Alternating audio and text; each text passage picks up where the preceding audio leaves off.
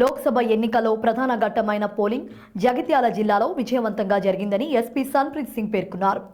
ఈ మేరకు ఆయన పోలింగ్ కేంద్రాలను సందర్శించారు. ప్రజలు స్వేచ్ఛగా, స్వతంత్రంగా, నిర్భయంగా తమ ఓటు హక్కును వినియోగించుకున్నారని ఆయన వెల్లడించారు. జిల్లాలో ఎక్కడా ఎలాంటి అవాంఛనీయ సంఘటనలు జరగకుండా పటిష్టమైన బందోబస్తు ఏర్పాటు చేసినట్లు స్పష్టం చేశారు.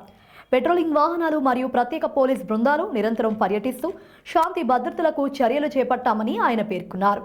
అంతేకాక పోలింగ్ కేంద్రాల వద్ద విధులు నిర్వహిస్తున్న అధికారులకు, సిబ్బందికి భద్రతాపరమైన పలు సూచనలు చేసినట్లు ఎస్పీ సన్ప్రీత్ స్పష్టం చేశారు.